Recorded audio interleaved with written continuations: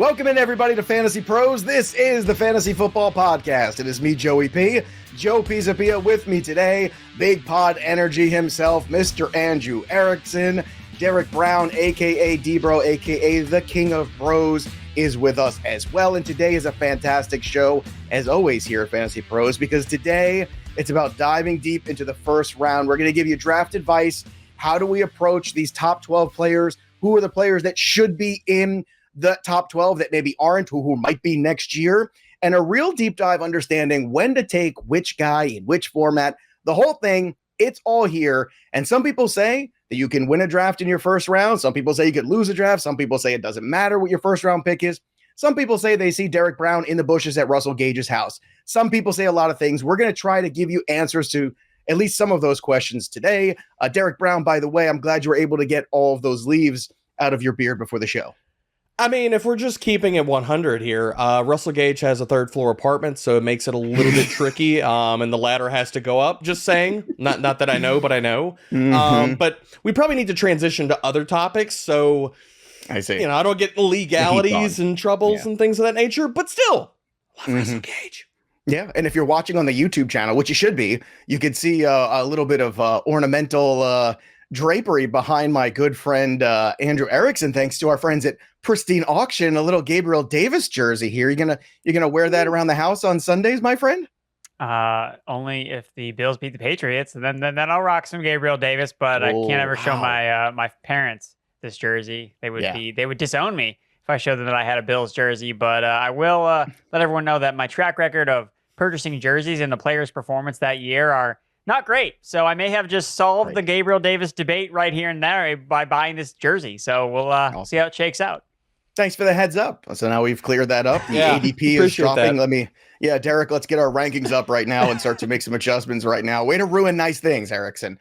But speaking of giveaways and speaking of Pristine Auction, we have a giveaway right now at fantasypros.com/contest. We have a CD Lamb jersey that we're going to make sure we keep far, far away from Andrew Erickson, but we want to give it to you. And all you have to do is subscribe to our YouTube channel. That's youtube.com/fantasypros. Right now on our YouTube channel, every single podcast is going to be on there already. We have an amazing grouping of videos. You could just do that rabbit hole, go down and understand all the videos we've got. I'm telling you right now, whether it be our favorite players, our least favorite players, who's going to be the next RB1. I'm telling you, it is fantastic. It's a great way to prepare. If you've got some downtime, just go through the rabbit hole of videos we have at fantasypros.com. We've also got some fun, entertaining reels with the young people like Tara Roberts and Andrew Erickson doing fun things, and Ryan Wormley also. So check that out. And when you subscribe and click that little bell till it goes ding on the notifications, then you can go ahead and enter our contest to get that CD Lamb autographed jersey from pristineauction.com. Again, all the details at fantasypros.com/contest. That's where you can get it all. And our YouTube channel, I mean, I'm telling you, we got the live streams on Sundays. We got so much going on there. So you're just crazy if you're playing fantasy football and you're not subscribing to the YouTube channel. Plus, you get to see all the leaves in Derrick Brown's beard whenever he is stalking Russell Gage. But let's get to it. Let's start talking a little bit about the first round. And we're going to start with the consensus half PPR. Okay. And right now, it's a pretty easy consensus. If you go to Yahoo, Fantrax, anywhere, Sleeper, they all have the same thing. Jonathan Taylor is the one. We've all come to this consensus. All of us agree. And last year, the consensus one was Christian McCaffrey. Everybody went just back into the pool. No debates, really, people wanted to have. That didn't go well. This seems like a very warm, comfy, cozy blanket. Andrew Erickson, is Jonathan Taylor indeed that? Is he the one guy that you can say, yep, that's the guy, bar none, I want to start all of my leagues with? I don't see any downside. He's the dude. Yeah, I think that you hit the key word there, the downside. Where is the downside with Jonathan Taylor? I really don't think there really is any downside. I think that he's the safest, securest pick that you can make in your fantasy football drafts, and that's why he's going at the 101. Now, does that guarantee that he's going to be the number one running back finisher? No, it doesn't. But you don't necessarily need to draft the number one finishing running back at the number one spot. You want to draft a running back that gives you the best chance of finishing top 3 or top 5, or of being a guy that's going to be there for you the entire way. And Jonathan Taylor, we talk about injuries for all of these running backs, especially some of these older guys. Jonathan Taylor has had massive workloads dating back to Wisconsin and has basically never missed games. Like, he's always been able to carry the work. He's still young. and there's no reason to think that his red zone usage role is going to go away. If anything, you have Matt Ryan in there who will probably check the ball down more. So there's actually a case for some upside with Jonathan Taylor. You look at his season last year, and from like a fantasy points per game basis, it wasn't like outlandish or historic in any way. So there's always a chance too that Jonathan Taylor just does exactly what he did last year. Maybe he's not RB1 because someone overtakes him, but he's still super rock solid, a top 3 running back. Or there's a case that he gets even better. Nyheim Hines goes down. He catches 90 passes. Who is catching passes behind Michael Pittman? So I really can't find the argument for downside when I can find a couple avenues where, okay, we could see him in an extended passing game. We could see the offense score more points. Oh, and that's going to benefit him in both cases. So yeah, I have Taylor at 1, and I'm not going to move him. All right, Derek, 2019 Saquon Barkley was taken first overall. He finishes RB11 that year.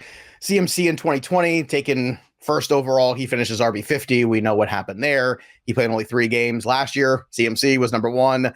He finished, obviously, as RB37, playing just 7 games. So is RB1 or the number 1 overall pick as simple as it appears this year? Do you think it was just those guys and those specific circumstances with the tread on their tires from the previous season that was the big concern? And if that's the case, should we be concerned about the tread on Jonathan Taylor's tires after last year?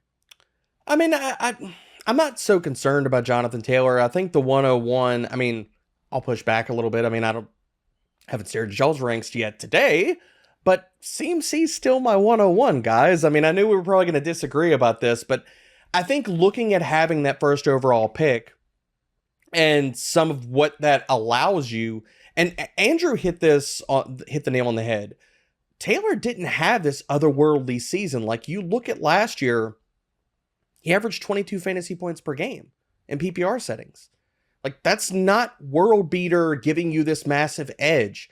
Now, Christian McCaffrey, on the other hand, does have that type of otherworldly, league-winning type of upside. Maybe if we see more usage for Taylor in the passing game, maybe that happens. But if you really go and dive into it, Jonathan Taylor wasn't even the RB1 last year in points per game. It was Derrick Henry. So even looking at it a per points per game standing, this really comes down to if you have the 101 or you're looking at that top, trying to get the edge. This is really a conversation around Christian McCaffrey, guys. I mean, I'd love to be wrong here, but looking at a player that over the last 2 years, when he's played 49% or higher of the snaps, he's averaging freaking 26 PPR points per game. That is what you're talking about, challenging to be the league winner, the difference maker. Like, that was Cooper Kupp type of status. Like, Cooper Kupp was the CMC of wide receivers last year. He basically never had a bad game. He was league winning. He was the difference maker. And to me, I'm going to go back to the well with CMC. And that's kind of where I'm at. So it's not so much like Jonathan Taylor concerns. It's just that if he doesn't get a massive uptick in the passing game, I don't see him as like being that type of league winning type of back. Although I think he's going to have a really, really good season. Well, it's so interesting is you have the number 1 guy that's pretty much the consensus. But then after that, it is all over the place in terms of who wants to rank who where, which we don't always get. Sometimes you get like a good consensus, 3 guys, maybe 5. Everybody knows how I see the board. I like Jonathan Taylor, and then give me the wide receivers, and then we can start hammering out these running backs and try to, discuss how we feel about them. But obviously I'm in a whole different universe there. But the next guy, believe it or not, on the consensus, again, this is a consensus in ADP, is Austin Ekeler. He's going 2 overall. He has some issues there, obviously, in terms of some health concerns. He did miss some time last year as a smaller player. Christian McCaffrey is at the 3. Obviously, we know how you feel. You want to put McCaffrey over everybody. But why do you think people are taking Derek Brown, Austin Ekeler, or at least perceive his value to be higher than Christian McCaffrey? Is it just the injury risk of McCaffrey? And are people not taking account enough, maybe the injury risk of Ekeler? I think it's a little bit of both. I think they've been burned by CMC in 2 straight seasons. The other part of this is they just saw Ekeler go out and just set the league on fire last year. And if we want to take a more of a macro approach, the Chargers have a better offense, hands down, even with Baker and Carolina, things like that. So it's a lot of different factors. But again, we're talking about outliers. I like Ekeler a lot, but the way that I'm projecting the Chargers, that's still really spicy. And this is not shade at Ekeler. I like him a lot.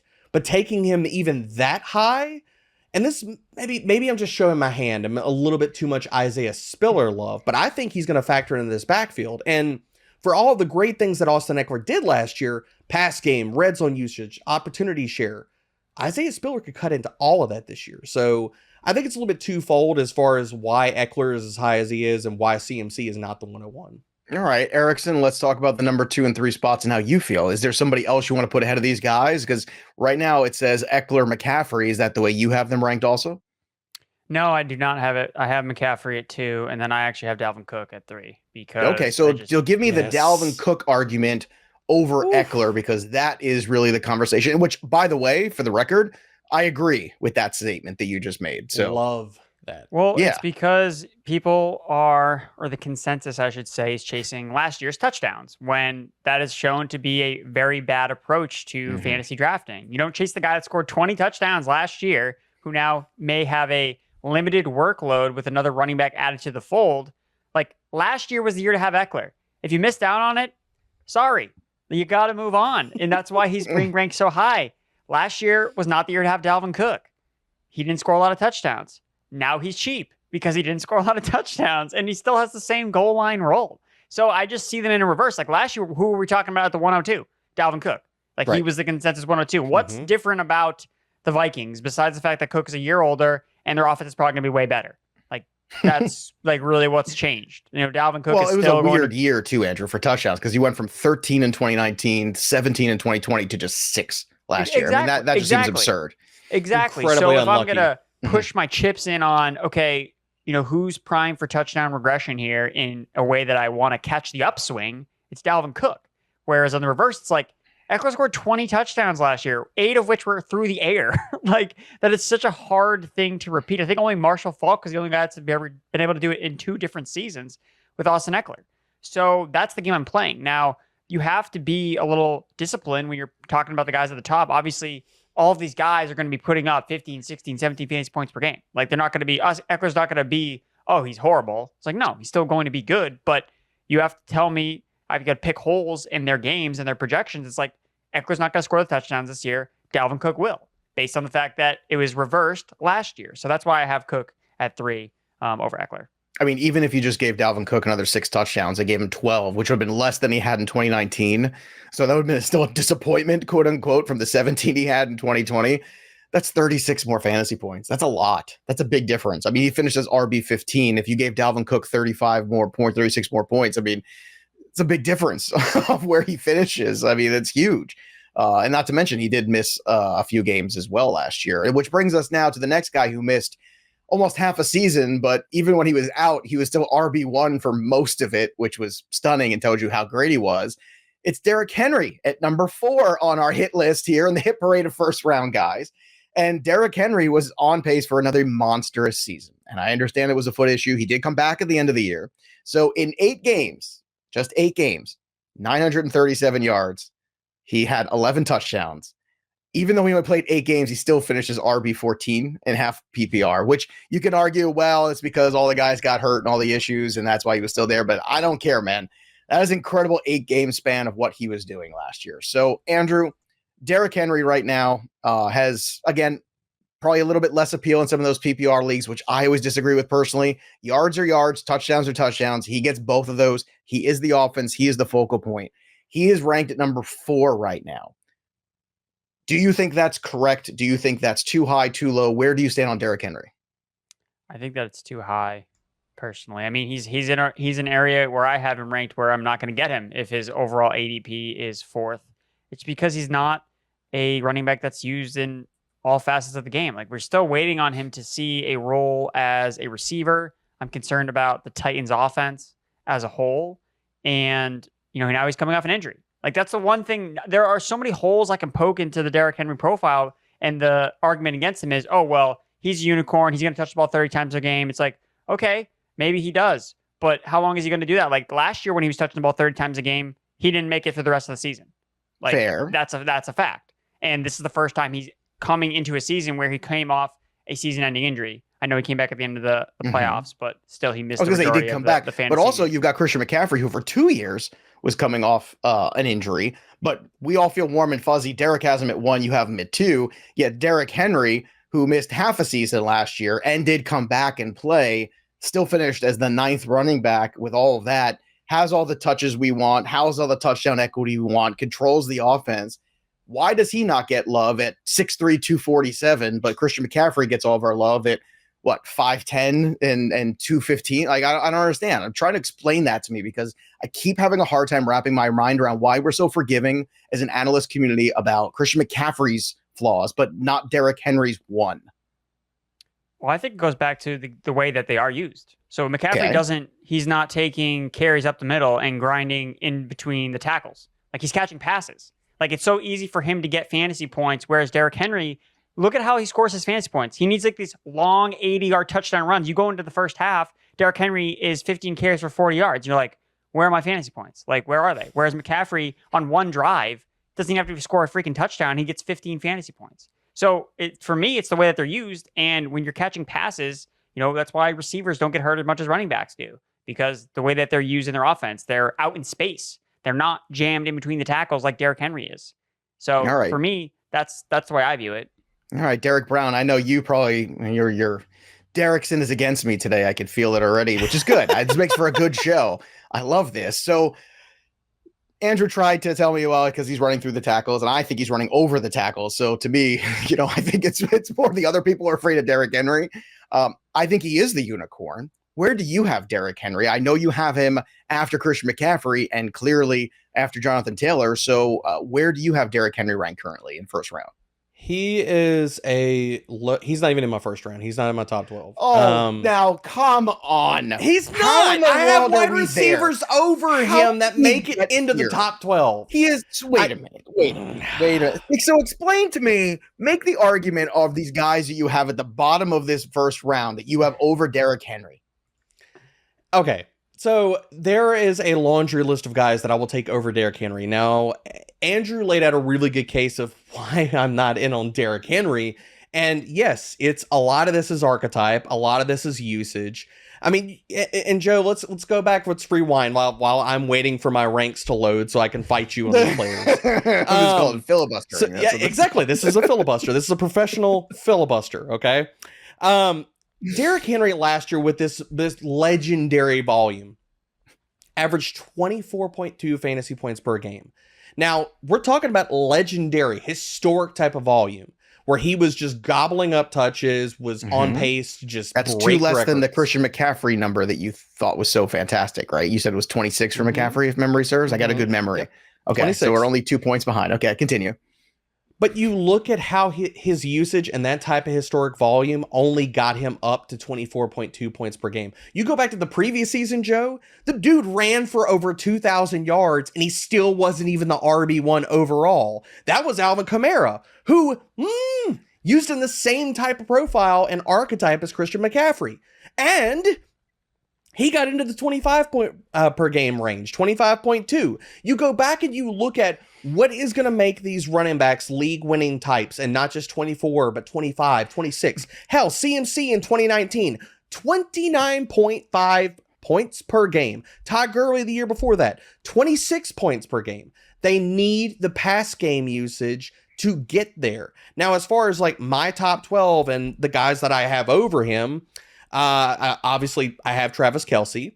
I have Davante Adams over him, Stefon Diggs. I even have CeeDee Lamb over him, who, if you're looking at the type of wide receiver I want to be heavy in, where there's diminished target competition around him, really fast-paced offense, really good quarterback, who could be this year's Cooper Kupp, I want to be above market consensus on that guy, and market is really high on him. Other players going down the list here, I know you're going to fight back on this when I'm going to mention the name.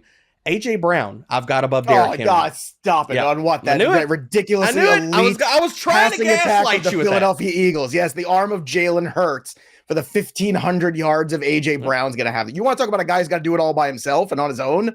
Holy crap. You're going to have to throw him a 3-yard pass, and everything's going to have to be A.J. Brown running through. Hey, how dare you? How dare you? That. How dare you do Derrick Henry dirty by mentioning Alvin Kamara finishing 1 that year? He had 21 touchdowns, 5 in one game. that year too, might I add, which is, I mean, kind of talk about a fluky, silly thing. And he still finished like, what, a couple points. I mean, it's ridiculous. It's ridiculous. What's the one thing Derrick Henry's always doing? Playing games, getting you a very high floor, a pretty darn good ceiling. Last time I checked, just 2 points from your best friend, Christian McCaffrey, in that span. He said, Christian McCaffrey's so great, 26. And then, this poor, lonely Derrick Henry outside there, just begging on the street with 24 points. I mean, needed legendary volume to get there. He's getting legendary volume. He's legendary running back. But can he hold up for the 16 games, Joe? Do you think it's going to happen with getting 30 touches you think a game? Christian McCaffrey's going to hold up for the 16 games, which is for 2 years, or the 17 games now, for the 2 years in a row? That's obviously not the case. So we've seen it 2 years in a row, but yet that while you're willing to go back and be like, nope, all sins are forgiven. Come on in, Christian McCaffrey. Come on in. You're welcome here. There's the buffet. Go get a plate. Go get this barbecue sauce on the side and this ketchup, mustard. You got the relish. You got all the things. Anything you want at the barbecue, but Derrick Henry can't come in the barbecue. Derrick Henry's not even allowed. He is outside just smelling the barbecue. You won't even let him in the first round. I'll make him a to-go plate. I'll hand him that on the way out. It's fine. I mean, I have no problem with that. But you are absolutely right. CMC is getting the special barbecue sauce, the homemade edition that's hidden in the back of the refrigerator. So all the schmoes that just line up at the door when they smell the barbecue in the neighborhood, you know those people. Derrick Henry is not getting that. That's saved for CMC, baby. I'm giving him the good stuff, the homemade sauce. He's getting the special elixir. Because you know what? He deserves it. He deserves it. There are smarter people than I in the fantasy space that cover injuries and things like that, that really have gone over all of Christian McCaffrey's injuries over the last 2 years and have subscribed to the fact that it is more fluke than real substance in projecting him forward. That is hilarious because it's all fluke of what his body not holding up to the grind of what the NFL is, which was everybody's concern with him as an entity, as an asset, which is why he was drafted where he was, for God's sake. I'm not trying to say Christian McCaffrey's not a great football player. So make no mistake, he's a great football player. But I just don't understand how everybody's so forgiving of Christian McCaffrey, not once but twice. But Derrick Henry misses half a season and everybody's lose their mind. I mean, last year Derrick Henry almost played as many games as Christian McCaffrey has in the last 2 years. 10 versus 9. Then we'll move on. Let's go to Cooper Kupp, who is number 5 right now overall on Yahoo and Fantrax. Actually, Cooper Kupp is 3rd overall over Derrick Henry and Christian McCaffrey. Actually, let's go with Andrew Erickson. I've had enough of you for a while. Let's go back to Erickson. Erickson, Cooper Kupp. Where do you have him ranked? Because I feel like it's so difficult for him to repeat what he did last year, just because that's the anomaly of NFL, right? It was magical. It was great. Doing it 2 years in a row is really hard. You have those guys like Antonio Brown that went on that 3-year run that was like that, but it is typically really hard to get there. Do you think Kupp can get there? And do you think that ranking is a little too high based on last year and not enough about realistic expectations this year? Yeah, I think that you're trying to move away from a legendary season because it's not repeatable. He basically broke all the records last year, and that's why he's going as the number 1 guy, because he was number 1 last year. But like you mentioned, not since Antonio Brown have we really seen a receiver kind of duplicate his production. And specifically, when you look at Kupp, it's the touchdowns again. Of the 5 wide receivers that have caught at least 16 touchdowns since 2007, they've averaged 6.5 touchdowns the following season. Only 2 guys, Davante Adams and Randy Moss, were able to get double-digit touchdowns the next year. So when Randy Moss caught 23 touchdowns, we all know even if Brady had stayed healthy the next year, there's no way he was going to catch 20 touchdowns again. He caught 11. So 11 is still really good. But it's not, 16, 17, 18 like what we saw from Cooper Kupp last year. So I don't even have Cooper Kupp as my wide receiver 1. So I'm not taking him. Neither do I. Derek, do you have Cooper Kupp as wide receiver 1? No, I had Kupp up there as early as last week, and I've since flipped it. Justin Jefferson's my wide receiver 1 for the year. Yeah, I've got Jefferson, and it's tough there. I want to put Chase ahead of Kupp for a lot of reasons, but. So far, I don't want to disrespect Cooper Kupp at the same time. I guess that's my problem. Is I feel like they're paid very nicely. This is fantasy that's football. True. I mean, right now on my ranks currently, I've got Chase ahead of Kupp, which I know is probably unpopular in the consensus. But again, half-point PPR or full-point PPR? It's in the half. It's in the half. In the full, I can understand Kupp in the full over Jamar Chase, and I think fair. That's a fair delineation between them. And look, there's good questions here. So again, the consensus top 6 guys: Taylor, Ekeler, McCaffrey, Henry, Kupp, Cook. That's what we have. So let's move on to the next grouping here, 7 through 12. This is where we start to really get the guys. Here's Justin Jefferson at number 7, which I feel great about. I will take Justin Jefferson as high as 2 overall because I am a madman who would much rather start my teams with Justin Jefferson and then 2 running backs or the best wide receiver that makes it back to me and a running back. And I'll figure out RB2 later. I don't care. To me, that's the dude. And we're putting him all at 7. And I think we're doing him a disservice. Erickson, talk to me about Justin Jefferson. Do you want to make a case for him higher than 7? Because right now that's where the consensus ADP has him. Yeah, I mean, he's 3 for me. Like, confirmed. Okay, so you're not 3. Right. Very good. Okay. So again, I know we're talking bad about guys like Derrick Henry and Ekeler, which means that we have to talk about good because there are guys that are leaping them in our ranking. So that's why I want Justin Jefferson. Like, that's who I want because I'm looking at trying to catch the ascending player before his not his breakout season, before his legendary season, because we don't see players repeat it, but we see players that put up all the right peripherals that indicate, hey, Justin Jefferson, hey, he's pretty good. Like, in the first 2 years in the league, he's basically broken every single wide receiver record. Right. Now he's in a more pass-friendly offense. And, his head coach is like, yeah, we're going to put him in the Cooper Kupp role. Oh, yeah, the Cooper Kupp role was really good last year, right, guys? Like, a lot of touchdowns. And unless Adam Thielen goes out and catches 15 touchdowns, like, for the 3rd straight season, we're going to see the regression go to Dalvin Cook and Justin Jefferson. So that's why I'm drinking all of the Justin Jefferson I can to get him. And, yeah, I want to take him at number 3. I would even debate, depending on league format, I would take him at number 2 as well. And I think this is something I didn't get to hit on with the McCaffrey thing versus Taylor, but just something I want to mention is, look, you have to take into consideration what your league is like. Remember, it's really about making the fantasy postseason. If you only need to beat 5 people, that's why I like Jonathan Taylor, because I was like, I don't necessarily need McCaffrey's like 26 fantasy points per game for 10 weeks to beat 5 people. I just need him. I want him in the playoffs. And I think Taylor versus Christian McCaffrey of who's available in weeks 14 through 17, I think it's a non-debate who's more likely to be there. It's Jonathan Taylor for me. And Taylor, I don't envision a team ever, we're going to shut him down. I don't think so. The Colts are a team that's in the playoff hunt.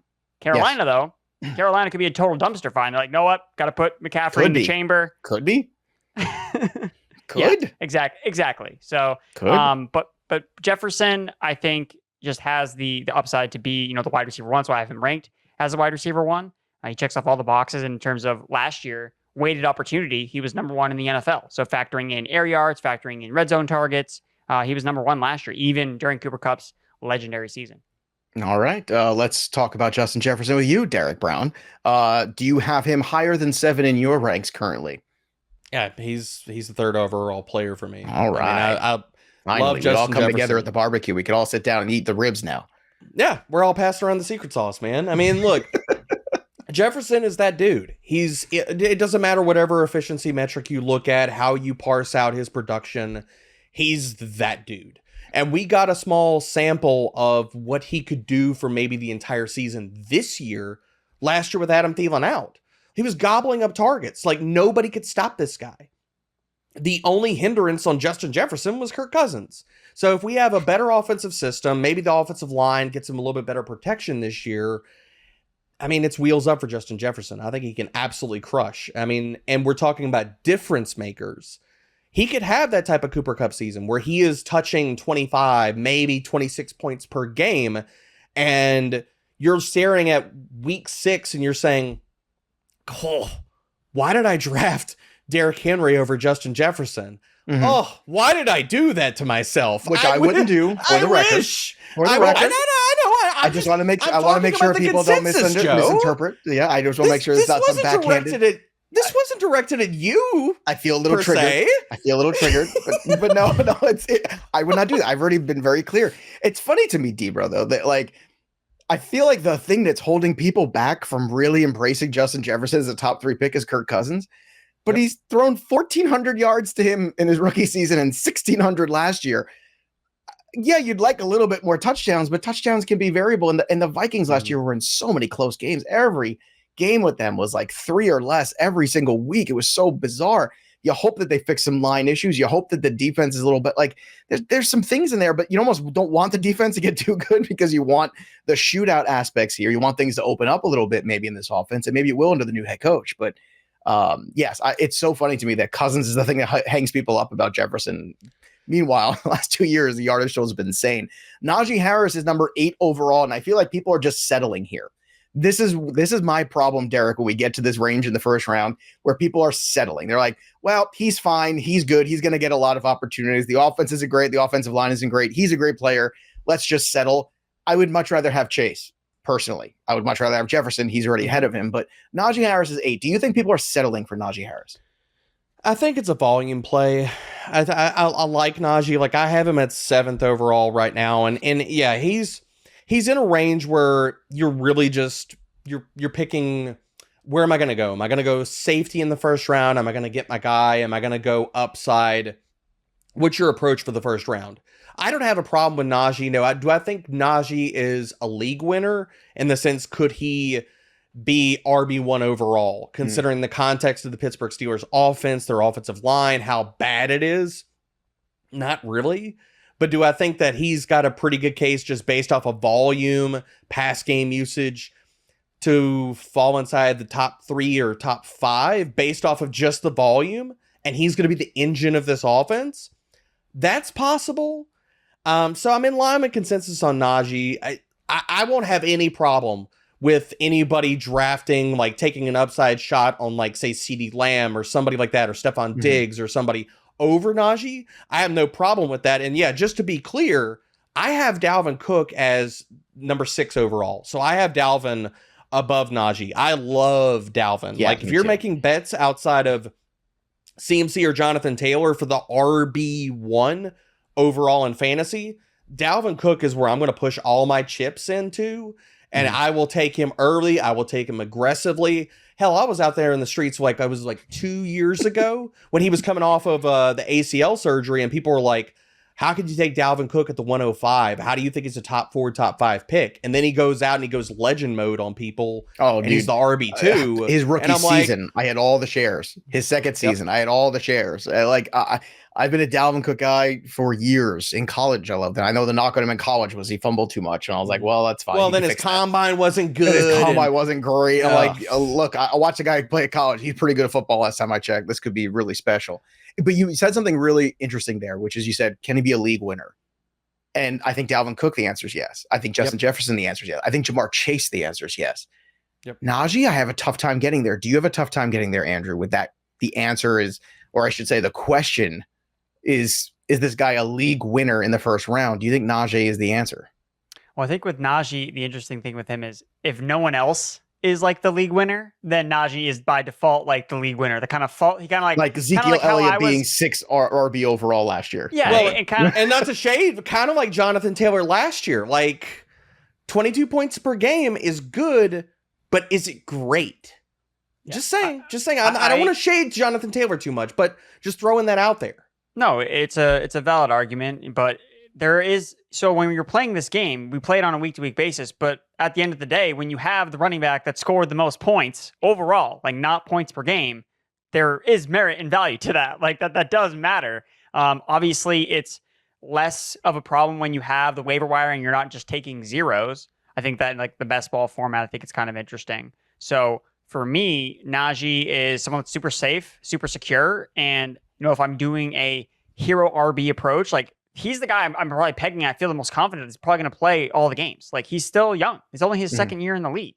So I look at him as like Derrick Henry, talking about the volume play. Okay, then what's like the massive difference between him and Najee Harris? Both Alabama backs, like both can carry a ton of volume. Okay, like I'm not thrilled about the Titans offense. Not thrilled about the Steelers offense. I know Najee has a better role as a receiver in the passing game. So I just kind of see Najee as almost like a cheaper version of Derrick Henry with less wear and tear. And I could see both guys kind of getting similar amounts of volume. And then at the end of the day, you look at their production, you're like, oh, wow, it was like pretty similar. And Najee Harris was just a guy you could get at the back end of the first round instead of, in the top 5. Yeah, it's interesting conversation. That's for sure. Let's move on the list here. Jamar Chase is at 9. Joe Mixon, his teammate, at 10. Again, these are in the consensus. So Andrew, how do you parse these two? To me, obviously, you already know I always land with the wide receiver, but looking at upside and league winning, Joe Mixon feels kind of safe. Jamar Chase feels like the dice roll that could win it all for you. That's how I look at it. But how do you look at these two on the same team and going back to back right now in the first round?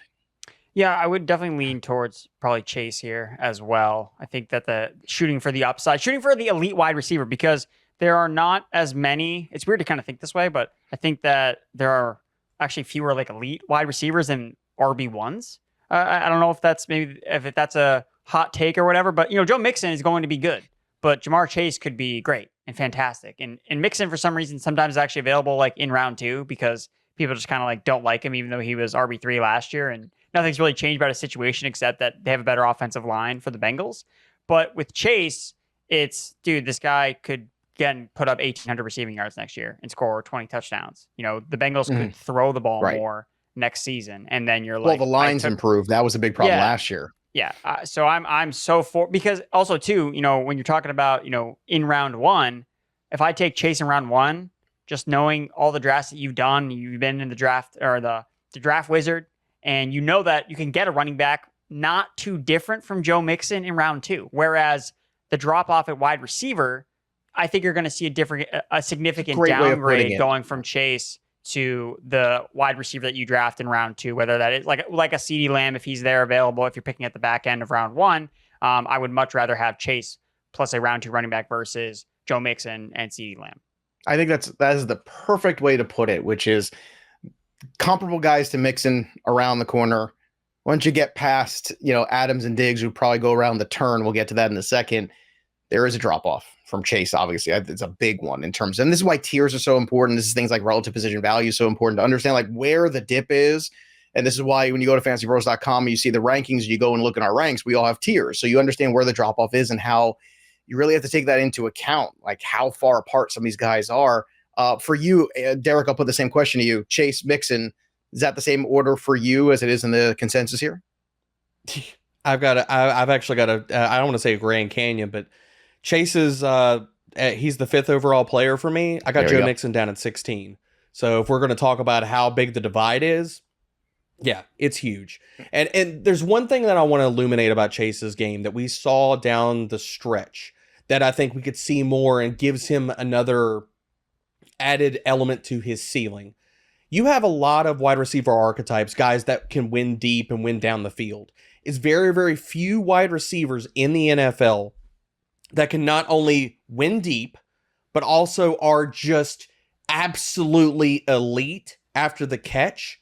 Cooper Kupp is like that. Jamar Chase is like that. You look at his yak per reception numbers, and they are off the chart. We saw Chase, especially in the playoffs, used more in the short areas of the field, and he was creating plays for himself. So if Cincinnati says, look, we can win deep, and people are going to say, well, he's got to regress because they're going to go deep and he can't be that good deep. Oh, he can be just as good and add the other element after the catch this year and just blow the league apart. Yeah. Look, I'm with you. Chase to me is a league winner potentially. So mixing the 10, then we get to 11 and 12 with the turn, Davante Adams, Stefon Diggs. I don't think anyone really wants to argue this order. Is this the same order you would have them in? I know you have CeeDee Lamb in this conversation, Derrick. Would you have Lamb over Adams? No, I have it's Adams, Diggs, and then Lamb for me. And a lot of it's just, Adams and Diggs are going to get ridiculous amounts of volume. Honestly, Diggs, if he wouldn't have been so unlucky in touchdown department, things like that, you compare his last 2 seasons and how many end zone targets and things of that nature, like high value targets he got last year. Diggs could have easily been, if things would have bounced right for him, could have been in the Davante Adams conversation of being a league winning wide receiver last year. It just didn't work out.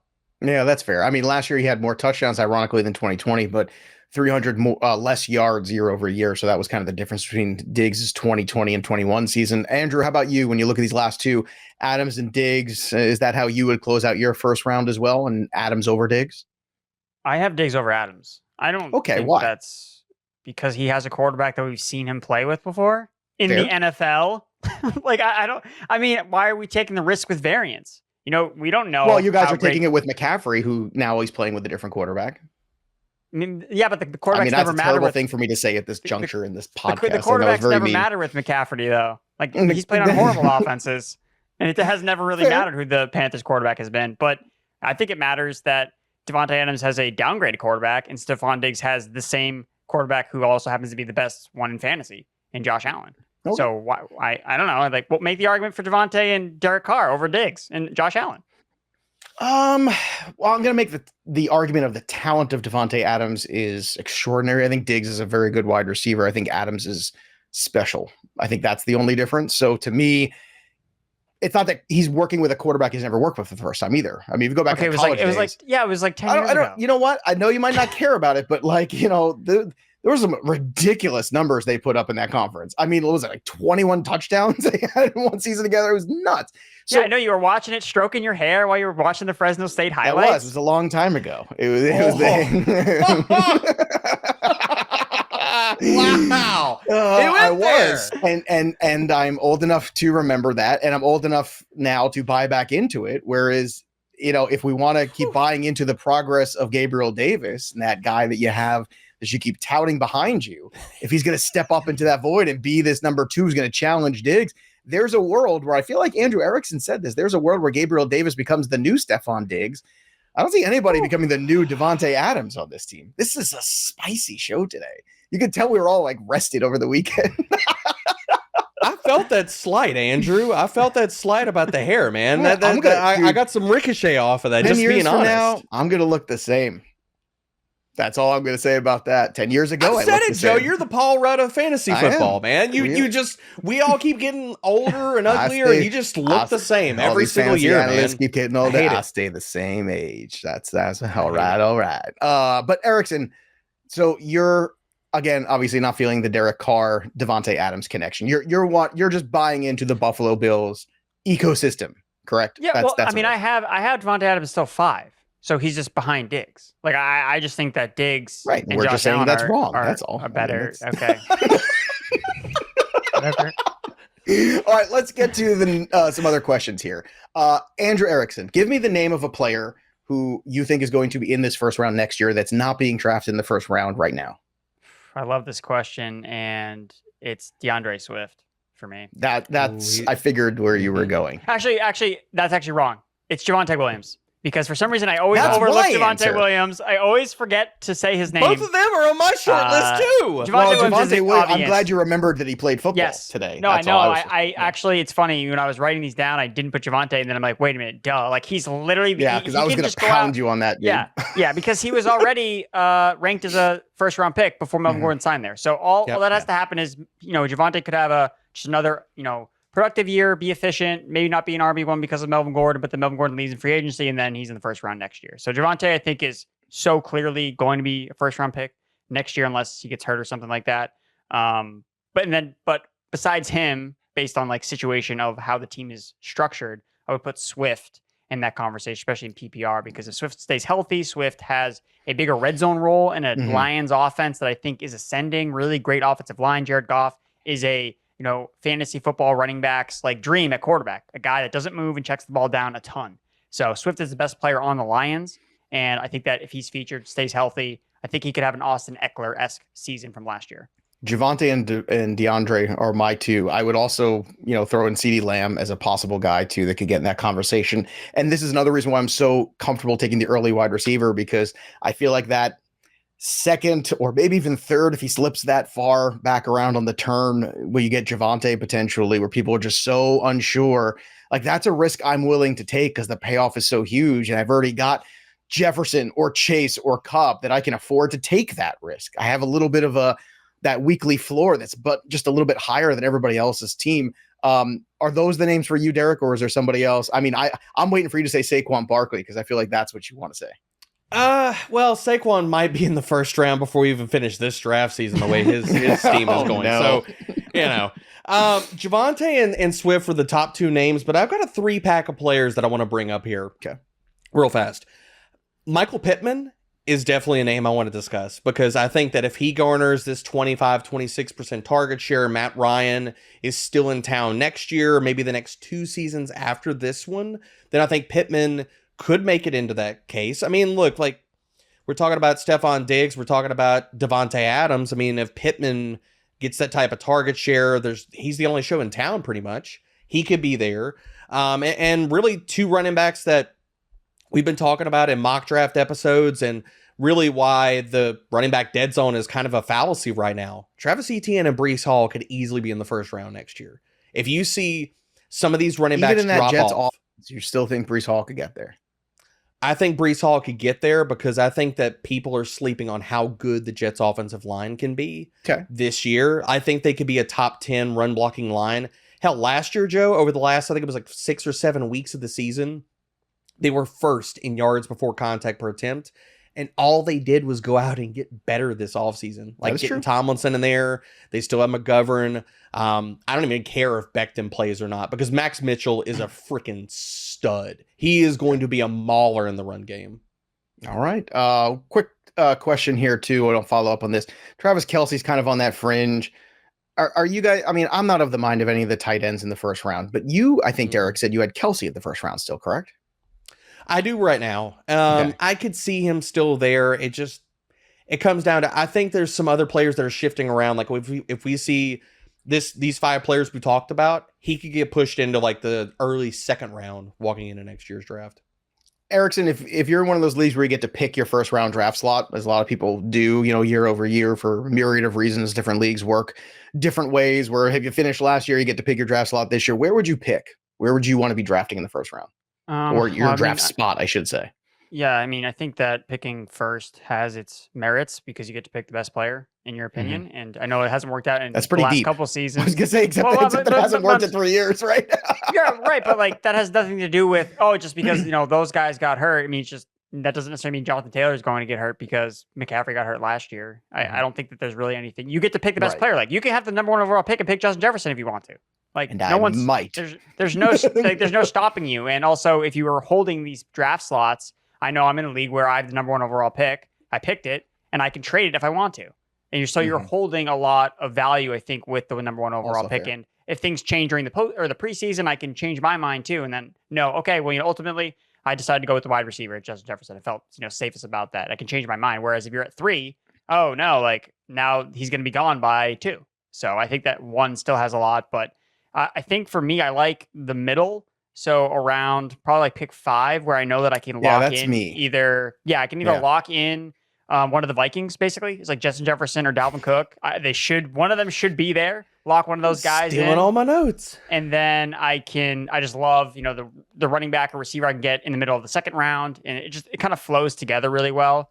And then probably thirdly would be looking at the turn at the end. I think that one of the best PPR starts I ever have are always when I have to pick at the end when I'm picking 12, 13, I go Diggs and DeAndre Swift. In PPR, I'm just like, that was easy. Or Diggs and Adams is a hell of a way to start. I agree. I think if you're down at the bottom, the double dipping of those 2 giant wide receivers, if they're there, if not, what you're saying, go with Swift and one of those wide receivers out there. Yeah. I'm with Erickson. It feels like DBro, you're in the same spot. That middle where you're basically guaranteed one of those big wide receivers or Dalvin Cook seems like a really good spot to be in. Yeah, I mean, I feel like we're rating off the same page, except we didn't compare notes prior to the show. Considering how much we've disagreed, I think it's good that we can come together at the end. I literally have the 105, and I have the 3 players that you should get one of: Chase, Jefferson, or Dalvin Cook at that spot. One of them is going to fall to you, and I have no problems taking whoever is there. So I love the 105. And then I also like, if you're looking at the next 2 to 3 rounds, kind of like how that kind of falls after the 105.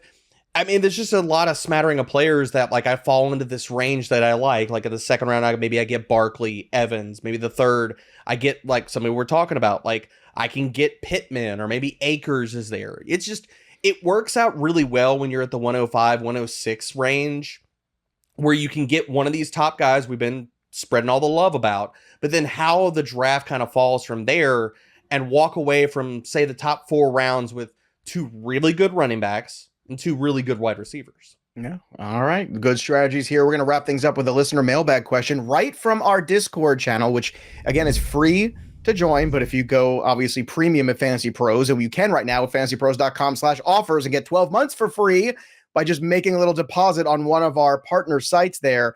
You have access to our AMAs. This is pulled right from our AMAs. We have the stages too, where we chat about your teams with you. I've been running mock drafts with all the people all week here, and I will all August as well and the rest of July. This is from Josh Gator Fan 1. How do you decide when your head says to leave your home league because of its wacky rules and scoring, but it being really frustrating to play in, but it's been your home league and your heart's telling you to stay, basically? That's the thing.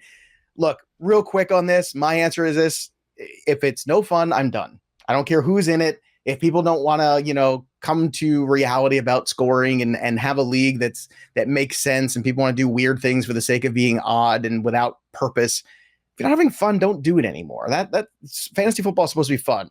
10 seconds. Derek Brown, tell me your thoughts on this. When you're in the home league that you've always been in, but you're not enjoying it anymore, do you walk away? The purest answer is yes, I'll walk away. The real answer is if it's soft and it's easy money. Ooh, look at you. I'm staying. My God, such an assassin. Andrew Erickson, 10 seconds. What do you do in this situation? Well, it also says he won the league last year, so I say walk off into the sunset, man. That's right. George Costanza, leave on a high note, which is what we're going to do. Also, we hope you enjoyed the show and the debate. I know I did. This was a great show. My favorite so far that we've done. Derrickson will be on tour all season at Fantasy Pros, and you can check out all their work at fantasypros.com, all the articles and everything that they're working on. And of course, on the YouTube channel, all the videos the three of us and the whole team have been doing as well. And when you subscribe to our YouTube channel, don't forget, we've also got the Fantasy Fest coming up in August. It's going to be amazing. We've got huge guests coming up on all the podcasts. And every time you click that bell for notifications, you know exactly when a new piece of content drops, all the videos. You can actually win a CeeDee Lamb autographed jersey over fantasypros.com/contest, thanks to our friends at pristineauction.com. Again, get yourself an opportunity by subscribing right now, today, to our YouTube channel, and then go to fantasypros.com/contest and enter to win today. That'll do it for us, but the story of the game goes on. For Derrickson, I'm Joey P. We'll see you next time, kids. Thanks for tuning in to the Fantasy Pros YouTube channel. Don't forget to check out our featured videos. And while you're at it, make sure to follow us on Instagram, Facebook, and Twitter at Fantasy Pros, so you can get the latest news and updates to give you the edge you need in your fantasy league.